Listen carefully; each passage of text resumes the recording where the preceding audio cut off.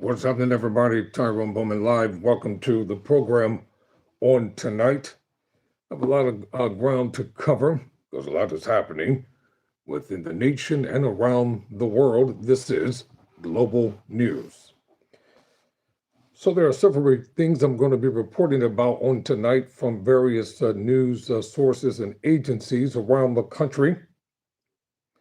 And as always, I'll try to include as much local news as I possibly can.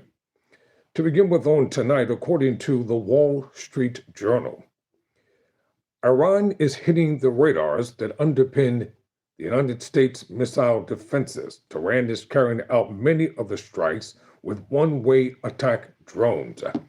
According to the Wall Street Journal, this article was written by Jared Malsin and Ma'an Renzi. Quote, Iran is targeting the radar system that serve as the eyes of the air defense in the Middle East, hitting several in recent days and degrading the ability of the U.S. and its allies to track incoming missiles. Iranian strikes in retaliation for the U.S. and Israeli bombing campaign have hit radar, communications, and air defenses in Qatar, the UAE, Jordan, Bahrain, Kuwait, and Saudi Arabia, according to U.S. officials, military, analysts, and commercially available satellite images. The strikes are often carried out by Iran's one-way attack drones, such as its Shaheeds, which are a fraction of the cost of the missiles that the sophisticated U.S. systems were designed to defend against. Iran has fired fewer missiles in recent days. Overall, our defenses are doing quite well, according to them. That said, it is clear that the Iranians have a sense of what type of targets they want to continue to press against, and that includes command and control and our ability to detect inbound missiles and drones, end quote, said Ravi Trindri, a former assistant secretary of the Air Force in charge of installations. A spokesman for U.S. Central Command said the military remained at full combat capability despite the hits. The U.S. has been bolstering its defenses in the region, sending in more equipment and interceptions, U.S. officials said. The U.S. says it is degrading Iran's ability to launch attacks by the day.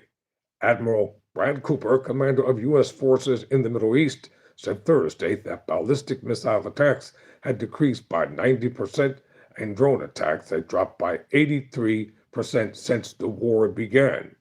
The U.S. and its partners in the region use a network of Thyads, Patriots, and other air defense systems to shoot down missiles, drones, and rockets fired by Iran and its allied militias in the region. Those air defenses batteries depend on radar to detect incoming missile and drones. Those systems are often rare and expensive. The conflict has also chewed through U.S. stocks of interceptors it uses to fend off missiles. One of the most significant strikes hit a sophisticated early warning radar system at Qatar's Al-Udeid, which hosts the largest military base in the region. The attack damaged the AN-FPS-132 radar, hindering its ability to function according to satellite imagery, said a U.S. official. The AN-FPS-132 is a wide aperture radar designed to track many targets at once.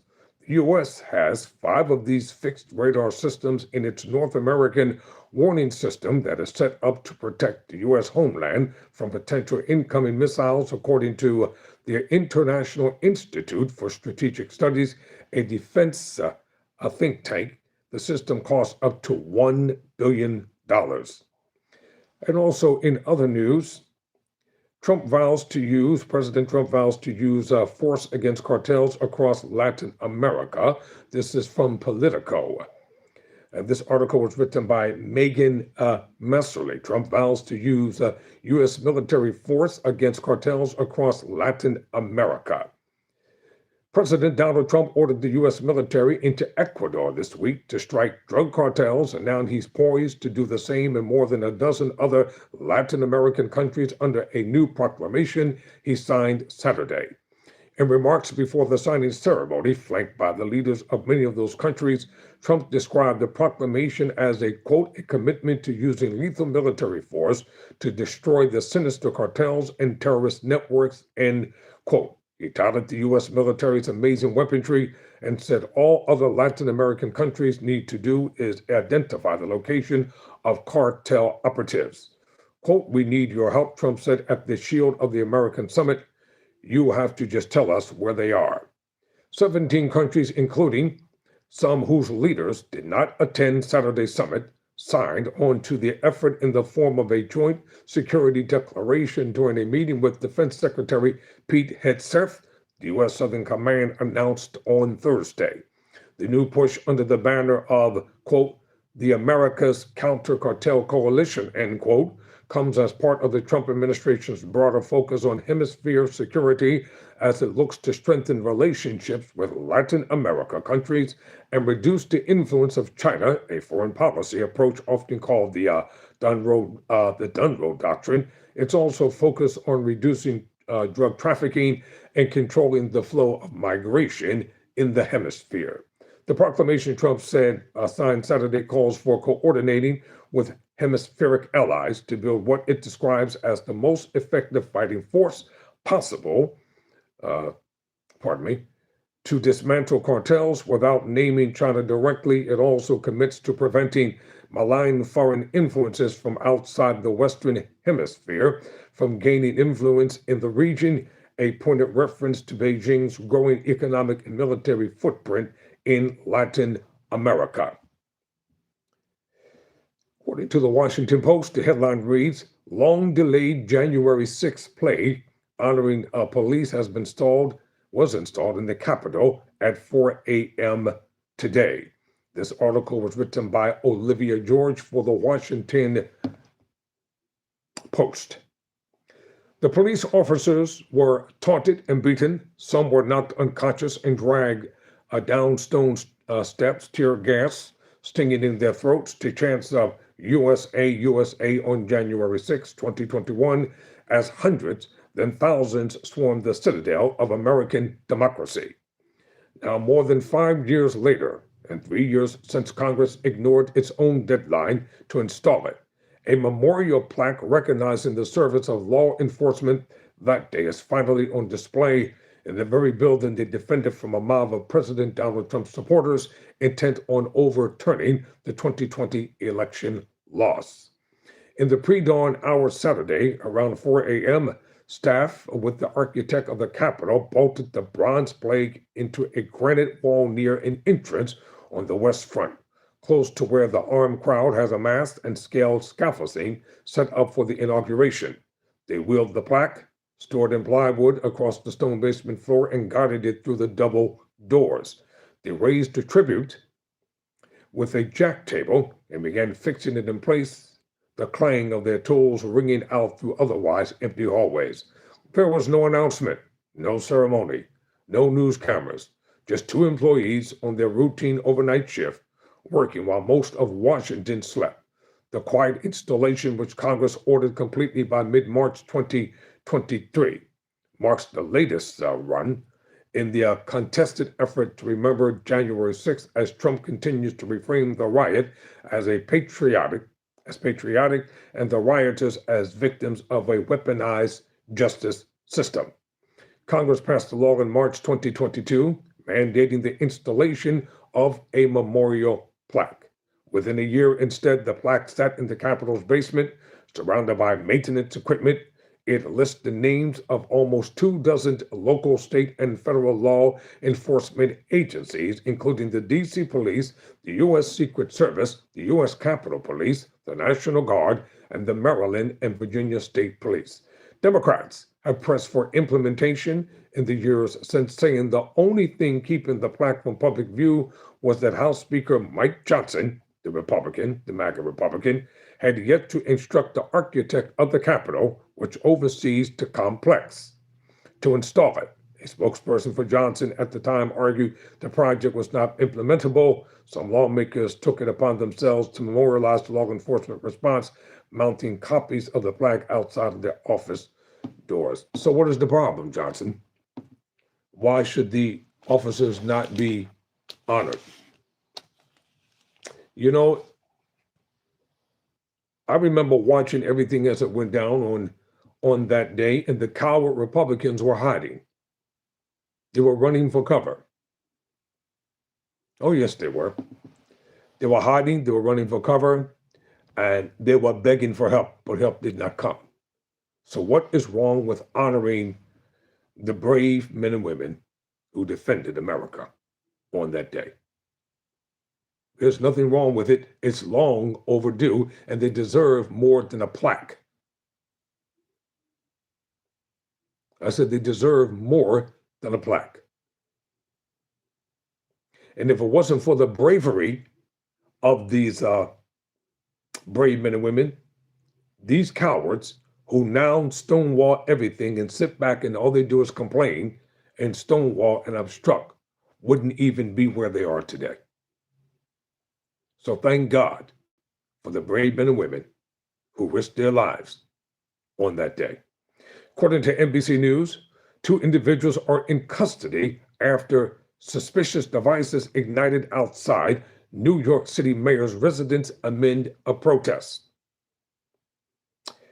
Now, I wonder who would be behind trying to kill the mayor of New York City. Any guesses? The article for NBC News was written by Matt Vietes, Miriam Urdu, and Marlene Langfang. 2 people were taken into custody after a pair suspicious devices were ignited Saturday during protests outside of Gracie Mansion, the official residence of the mayor of New York City. When Adams was mayor of New York City, nobody tried to do anything to him. But now that Mandani is the mayor, all of a sudden, all types of things are happening. The incident occurred as an anti-Islam demonstration led by conservative influencer Jack Lang, and a counter-protest were underway. Police Commissioner Jessica Tisch told reporters, and NYPD spokesperson said there were no injuries. Now let's get this straight. You have a so-called conservative commentator who is leading an anti-Islam demonstration. What is this about discrimination against the mayor? Simply because he belongs to a different faith and worships a different way, that doesn't make him any less a human being. Everybody is not going to be a Christian. Let's get that straight. And some of the so-called Christians are not acting Christian-like, and especially within Washington, D.C. Tisch said she did not believe Mayor Zohran Mandani and First Lady Rama were home at the time. Mandani's spokesperson, Joe Calvello, said the couple were safe. Remember what happened up in Pennsylvania? When the mansion of Pennsylvania Governor Josh Shapiro, it was bombed. And they're still repairing it to this day. Thankfully, the mayor and first lady are both safe, though the events are a stark reminder of the threats they both face regularly, Calvello said in a statement. A bomb squad examined the devices described as being smaller than a football and said they appeared to be a jar wrapped in black tape with nuts, bolt screws, and a hobby fuse, Tisch said. Now you know that this is homegrown terrorism. Look at this. I can't get it bigger, but look at this. Homegrown terrorists. You can call them whatever you want to call them. The mayor still deserves, and he and his family should not have to be concerned about their safety. Matter of fact, no public official, Democrat or Republican or independent, should have to be concerned about their safety. Too many people are under the assumption because they don't like something or someone or their views that they have the right to try to annihilate them and murder them. As I've said consistently on my program regarding the election win of Donald Trump, he won the election. That's the bottom line. He is the president. That's the bottom line. Whether people agree with his policies or not, the man is still the president of the United States of America. And that's the problem that most people have. The Democrats lost, the Republicans won. That's it. During the midterm elections, whoever wins, wins. Whoever loses, loses. In 2028, whoever wins the presidential election wins. Whoever loses, loses. America, at some point in time, listen to me.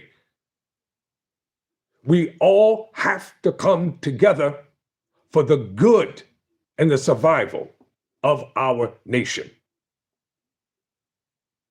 This divisiveness and infighting, if it does not stop, it leads to self-destruction from within. And when America's enemies perceive the nation to be weakened, that's the time they want to strike. Whether people agree or disagree, you support the party that's in office. You don't have to agree with everything that they say and do. You don't even have to go along with it, but it is what it is. Every 4 years or every 8 years, you all know either Republicans are going to be in charge or the Democrats are going to be in charge. This is a no-brainer. Every cycle, somebody is going to occupy the White House, whether people agree or disagree. But once the elections are over, when the dust settles and the air is clear, people still have to come together. When you look at sports, the whole thing about sports is camaraderie. The opposing team usually shakes the hand of the winners. It's all sportsmanship. All right, let me get back to the article. Enough of personal commentary. Quote, "We do not yet know whether the devices were functional, improvised explosive devices, or hoax devices, because we don't yet know if there was energetic material contained in them," Tish said. Both devices were being transported for further testing and analysis. The Lang-led protests called Stop the Islamic Takeover of New York City, Stop New York City Public Muslim Prayer, drew 20 participants, Tish said. The counter-protests, Run the Nazis Out of New York City, Stand Against Hate, drew 125 demonstrators at its peak, the commissioner said. The protest started around 11 a.m., with both groups separated into designated areas by police, but tensions escalated shortly before noon, officials said. At 12 p.m., one protester from the Lang group fired pepper spray at counter-protesters and was arrested, Tish said. Shortly after 12:30 p.m., an 18-year-old counter-protester lit and threw an ignited device toward the protest area. It landed in the crosswalk, and witnesses reported seeing flames and smoke as it traveled through the air. And you know what? Listen, somebody's going to prison for a long time because of their personal hate. Okay. Now here's the story I'm going to read. I saw it earlier, and I want to get down to the nitty-gritty of it. Let me get back to the main page. And this is important to know.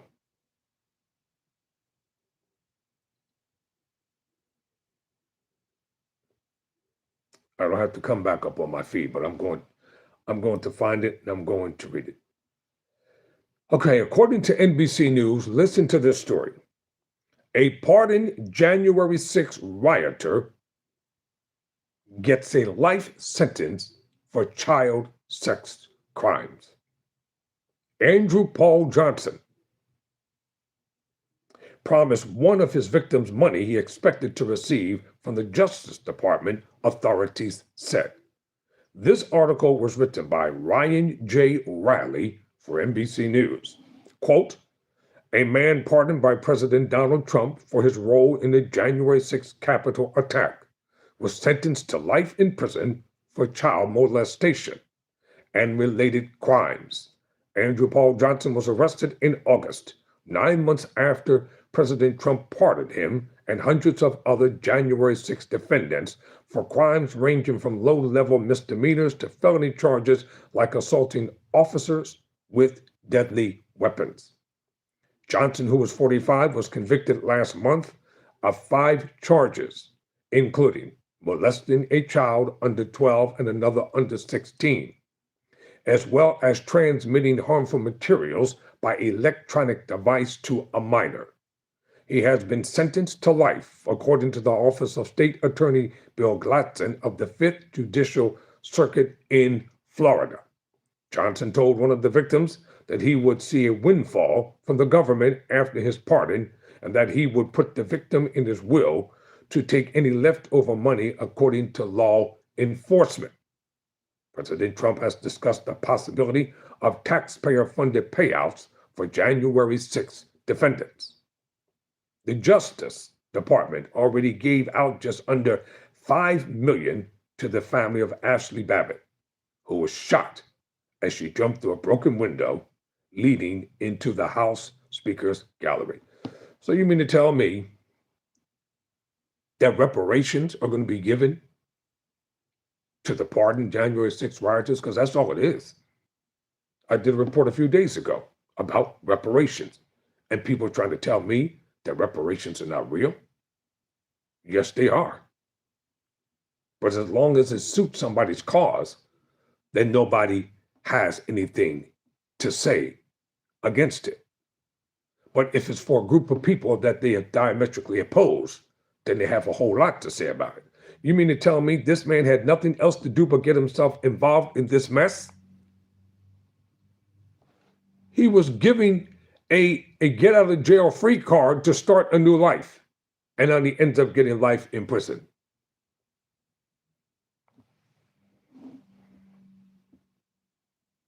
I don't hear from the peanut gallery. If this was a Democrat that had done the same thing, I'd have over 100 or 1,000 comments in the comment section right now.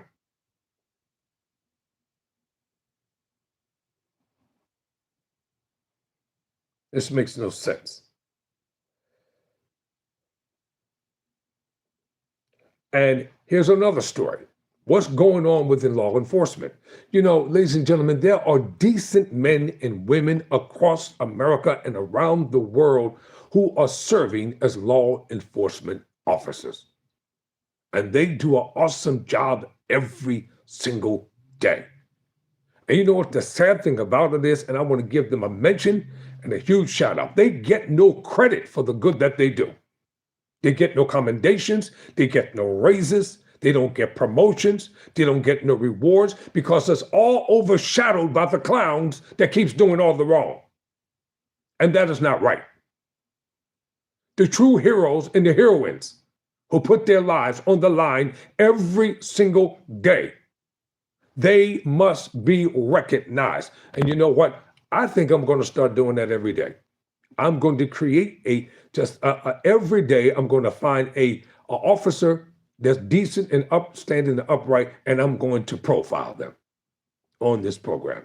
I'm going to deliberately do my research and let them know on Tyrone Bowman Live on every day, I'm going to shout out the decent men and women who work within law enforcement. Because the time has come that they be recognized for the good that they have done and the good that they are continuing to do. Can a brother get a witness? Now, let's get to what's going on down into D.C. Okay, according to the Washington Post, the D.C. Assistant Police Chief has been placed on leave for improper text messages found. The article is written by Jenny Gathright and Peter Herman. A high-ranking D.C. Assistant Police Chief has been placed on administrative leave with his police powers revoked after an investigation surfaced inappropriate text messages on his work phone, according to multiple law enforcement officials. A police spokesperson confirmed on Thursday that Executive Assistant Chief Andrew Wright, along with his wife, who also worked in the department, were placed on administrative leave. All right, let's see what they look like. Let's see, Executive Assistant Andrew Wright, shown here in June 2025. I think that's the one at the microphone, right there. Let me show you him. This one right here. Him. Where my finger is. This guy. The guy with the sunglasses on. He had nothing better to do but to get involved in improper stuff on the internet. With everything that's going on in the country, that's what he's doing on his job. Wright, who oversees all patrol operations in the department, has been widely considered second in command under interim chief Jeffrey Carroll. His wife, Natasha Wright, is an inspector in the department's Human Resources Division, according to DC Police spokesman Tom Lynch. Lynch said that beyond confirming that both Wrights were placed on administrative leave, the department could not comment on active internal investigation and personnel matters. He also declined to comment on whether the investigation into the Wrights were related to text messages. A spokesperson for D.C. Mayor Mario E. Bowser declined to comment and referred the Washington Post to the police spokesman's comments. Andrew Wright did not return a phone call seeking comment, and efforts to reach Natasha Wright were unsuccessful. Well, how about this? If these were just ordinary citizens, they would not have been placed on administrative leave from their jobs. They would have been arrested. They would have been arraigned. They would have been prosecuted to the fullest extent of the law. You know it, and I know it. And they would have been found guilty all in less than 3 days. They would have had a speedy trial. It would have been shock and awe arrest. So why the special preferential treatment for these two? See, this is what I mean right here. These two, a husband and wife, in responsible positions, they're overshadowing all the good work that the decent law enforcement officials in Washington, D.C. are doing every day. These two. So they're on administrative leave pending the outcome of the investigation. Well, we already know what the heck was going on. It is obvious. They committed crimes. They're not alleged crimes. This is something that actually happened. And I'm quite sure more information will be coming forth as to what's happening and what's going on. All right, ladies and gentlemen, I want to go over to Canada and to some other parts of the world before, let me move my clock because I have to time myself, because I'm going to be here for a little while longer, because I want to know what's going on around the country and around the world so I can keep individuals informed. Okay, according to CNBC, 1 year after President Trump's sovereignty threats, Canadians keep, quote, elbows up, close quote. See who wrote this article. This article was written for CNBC by Alex Herring. For Melissa McBean, buying American-made snacks and traveling to the U.S. was second nature. That changed for the Ontario resident starting in early 2025. Since then, the 54-year-old has checked if products are made in Canada before buying at the grocery store. McBean canceled multiple trips to the U.S. She had planned for concerts, one-common jaunts across the border. To shop are out of the picture. The reason? U.S. President Donald Trump's repeated calls for Canada to become the 51st U.S. state. His tariffs on the country's exports added salt to the wound, she said. Quote, enough is enough.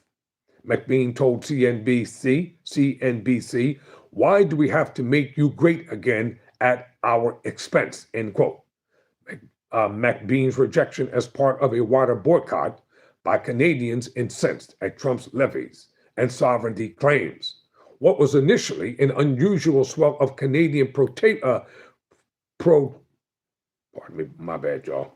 I'm getting excited about the article. What was initially an unusual swell of Canadian patriotism a year ago has evolved into a new social and economic order for the country of 41 million. The shift has affected everything from what brands of Canadians buy to where they vacation to, how they vote. There are economic implications on both sides of the border that policymakers are taking into account.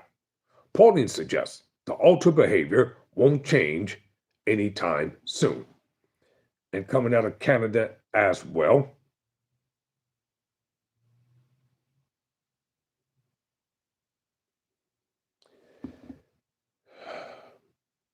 Carney condemns gunfire attacks at Toronto area synagogues. All right, ladies and gentlemen, seems like anti-Semitism is on the rise in that region. I'm trying to find out who wrote this article for Reuters News. Canadian Prime Minister Mark Carney on Saturday condemned gunfire incidents at two synagogues in Toronto, the country's most populous city, calling them criminal anti-Semitic assaults, quote, close quote. Shots were fired after midnight at two synagogues, Beth Avraham Joseph of Toronto in Thornhill, and Sharia Shamayim in North York. According to the police, no injuries have been reported and investigations are ongoing, the police said. Quote, these criminal anti-Semitic attacks are an assault on the rights of Jewish Canadians to live and pray in safety. They are also fundamental violations of the Canadian way of life, end quote, Carney said in a post on X.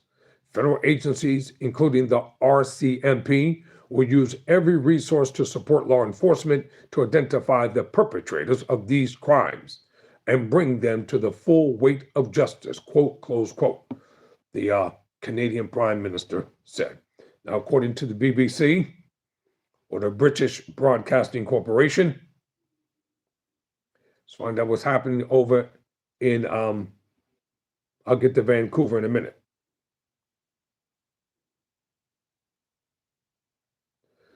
Let's find what's happening over in the United Kingdom.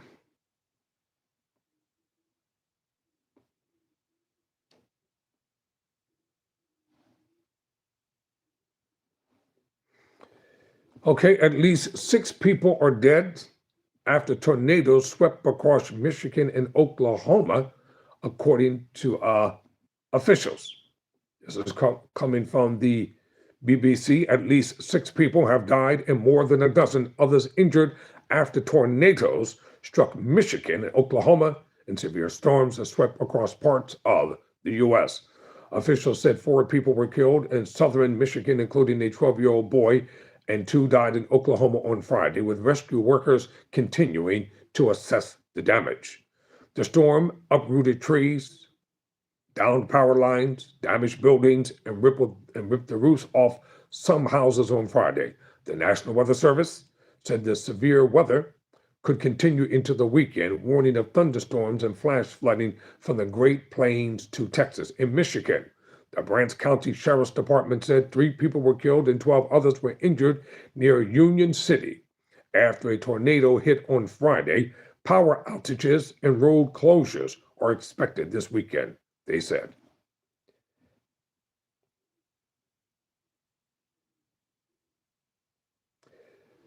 According to BBC News, the UK is going to charter a flight for British nationals out of Dubai.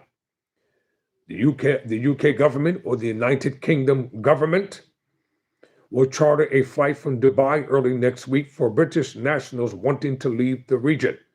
It comes as the United Arab Emirates, or the UAE, continues to be affected by the conflict. On Saturday, a resident was killed by falling shrapnel from an aerial interception, officials said, and a drone strike was also caught on camera near the city's international airport. Iran's President Mossad Pezeshkian said earlier that Iran would not attack neighbors unless attacked first. Qatar also reported missile and drone attacks on Saturday. The government's commercial flight will be available for a charge. British nationals, their spouse or partner, and children under the age of 18 are eligible to register. 2 government chartered flights so far have returned British citizens from Muscat, Oman. The first ended at Stansted Airport on Friday, the second at Gatwick Airport on Saturday.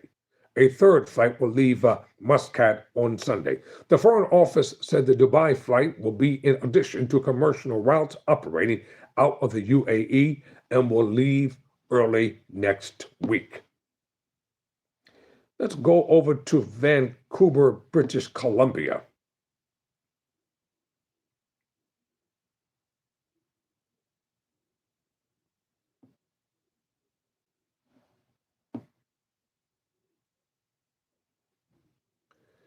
All right, according to Dwell, in Vancouver, you can scoop up a townhouse and a former dairy for $1.4 million. Really? I'm not going to read that one. I'll dwell on something else. I thought, that article was going to be something nice.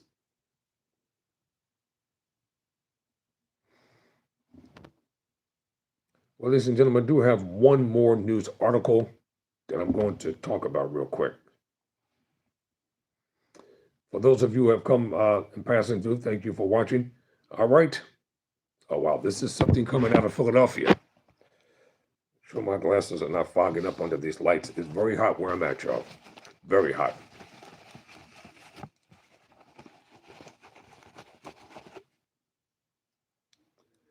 All right, in local news, according to the Philadelphia Inquirer, a grocery outlet is closing stores in South Jersey, Philadelphia, and Kennett Square. Wow, according to Erwin McCarthy. Grocery outlet Bargain Market is closing dozens of stores nationwide, including 8 in the Philadelphia area. The closures were first referenced earlier this week in the company's earnings report. The California-based grocer recorded an operating loss of $221.7 million last year, much of which is attributed to certain underperforming stores that will now close. Those include 5 grocery outlets in South Jersey, 2 in Philadelphia, and 1 in Kennett Square, according to real estate marketing released on Thursday. A company spokesperson did not return a request for comment about when the stores would close. Now, these are the stores that are impacted within the Philadelphia areas. 404 US Route 130 in Delrin, 401 Harmony Road in Gibbstown, 345 Scarlett Road in Kenneth Square, 190 Hamilton Commons Drive in Mays Landing, 2017 West Oregon Avenue in Philadelphia, 2524 Welsh Road in Philadelphia. That's up in the greater northeast. And 2017 West Oregon Avenue is down in South Philadelphia. 3174 US Route 9 South Suite 5 Rio Grande, and 677 Berlin Cross Keys Road in Sicklerville. So, Gordon Brothers, a Boston investment firm, is looking to sublease all 36 closing grocery outlets to Philadelphia area properties, range in size from 100 to 14,000 to 21,000 square feet. Let me just say this. One reason why these stores are closing, because everything is too darn high. People are tired of high grocery prices. They're tired of it. They're tired of high gasoline prices. And as we come into the midterm elections, it's not going to be about Iran and the war. It's not going to be about how many missiles have been fired. It's not going to be about how much the U.S. is spending overseas, but it's going to be about what's going on here in America. It's going to be about inflation. It's going to be about gasoline prices.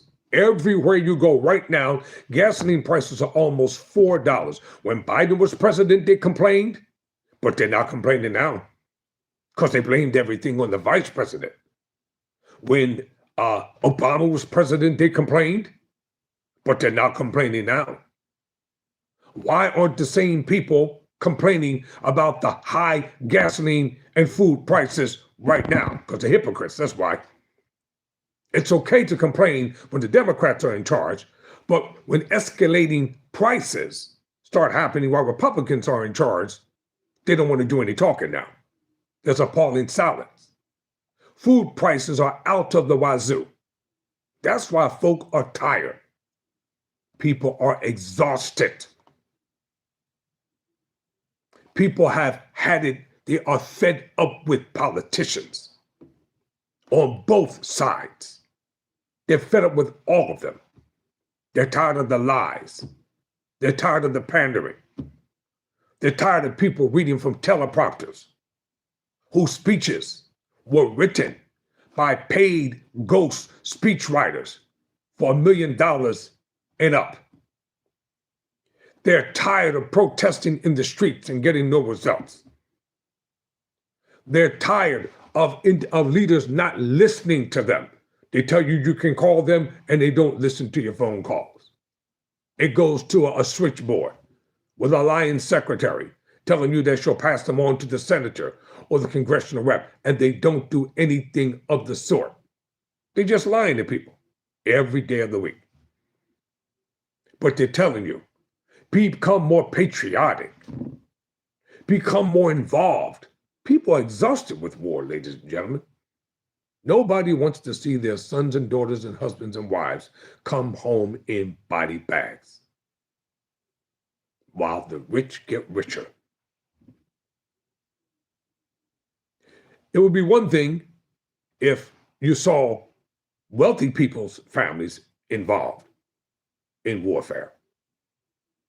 But when individuals are fighting for causes they know nothing about because the propagandists will not tell them the truth. Why do you think they're trying to buy up all the corporate networks? Because they want to control the narrative. They want to control the media. They don't like independent responsible journalism from independent voices. And oftentimes, here's an example. If an emergency occurs and you go to the hospital, the first thing I want to ask you, do you have insurance? And the insurance that you're paying for is so expensive and it doesn't even really cover anything. It's basic. And if you want any real decent insurance, you have to spend a lot of money. Of course, Blue Cross, Blue Shield, United Healthcare, and Aetna, some of the others, they all swear that their brand is the best. And yet many times when you go to the doctors say, well, we don't accept their insurance. What about our seniors who are barely making it on SSI and they want to tax that? All right, let's talk about SNAP. Now, those who are able to work, you should work. What about those who've already worked in the workforce and are now retired and they need a little help from SNAP? They still want them to work. But they put their time in. They already worked. Why should they have to work 40 plus hours just for benefits that's not really going to even be above $100? Let's talk about the housing market. See, I'm hitting the things that are going to be vitally important during the midterm elections. And this should be the referendum. When was the last time the individuals came to the conclusion that they could afford a down payment for a home because the down payment is so high, they can't even afford the down payment for the home? Then the interest rates are high. I said, then the interest rates are high. By the time a person gets the monthly mortgage, the gas, the electric, food, if you have young children in school or children going to college and you're paying for it personally and you're not wealthy, that's another added expense. This is real talk. There's no teleprompter here. It's just me looking into a camera, speaking from quote unquote the hip. So If politicians are going to become politicians, the question is, why should we elect you? Don't read from a script. Don't read from a teleprompter. Why are you electable? If you're not going to do something, be man or woman enough to say, you know what? I'm not going to do that when I get elected. Just tell the truth and stop lying. Stop saying, I promise you. And you know darn well you're not going to do it. I'm here to tell you, if I was a politician, I would only serve one term because everything I said I'm going to do, I'll do it. And then I'm out. Done. Finished. I'm on to the next mission. If I say I'm going to do it, it's going to get done in whatever term I serve in. 4 years, if I get 4 years, let's just say, hypothetically, as a congressman, I'll raise so much hell and give them so much gray hair in Congress, it would need me funny. Because people need help. What about people not being able to pay their phone bills and they get those Mickey Mouse free telephones? The things don't even work half the time. And it's a lot. Come on, somebody knows what I'm talking about. Holler back at me tonight. And they give you an allotted minutes that you know nothing about because you think you have unlimited service on there. In actuality, you don't. Then they want to start charging you for the service. Well, if the service is free, then why are you charging them for what's supposed to be free? Then the people who's supposed to giving you the free phones, they want you to pay them under the table for a better brand of phone. Everybody got a racket going on. There's a racket. Entrepreneurs who are trying to build independent businesses. The taxes are killing them. People who want to go back to school. Many times they have dreams and hopes and aspirations, but they got families that they have to take care of. And sometimes people don't even see their loved ones because they're working around the clock. And by the time they do see their family, sometimes they're so exhausted and they're so tired from working until all they can do is rest because they know in another day or two, they got to get up and start the task all over again. Let me tell you, somebody asked me to be a UPS driver. Let me tell you what they wanted me to do. And I told them what they could do with it. They tried to get me to become a UPS driver under the guise that, well, you know, the benefits are great. And you could go back to school. I said, why in the world do I want to get up at 4 o'clock in the morning to unload a truck or to drive a truck that I got to put all the boxes on myself? That's going to take about 2 hours. Then you want me to work from 6 a.m. until the last package is delivered, not knowing where I'm going half the time. Let's just say I can't stop until the last package is dropped off. That might be 11 o'clock at night. And I feel for the UPS drivers, the FedEx drivers. I think they got some other independent companies out there as well. And all they can do is come, knock on your door or ring the bell and take a picture to show that they delivered the package. I'm already amassing amount of hours and time as a law student. The goal of becoming a criminal justice advocate and a defense attorney. That takes up like 90% of my time, plus working a job and studying and doing live programming here. There's no way in the world I was going to go work for UPS. Now, some people like it, and I don't knock them. For those who like that type of rigorous work, more power to you. I applaud you, and you should be saluted for the great work that you all do. These are some of the things that I'm trying to get people to understand what the midterm elections are going to be about. And if you think that these people don't have a plan,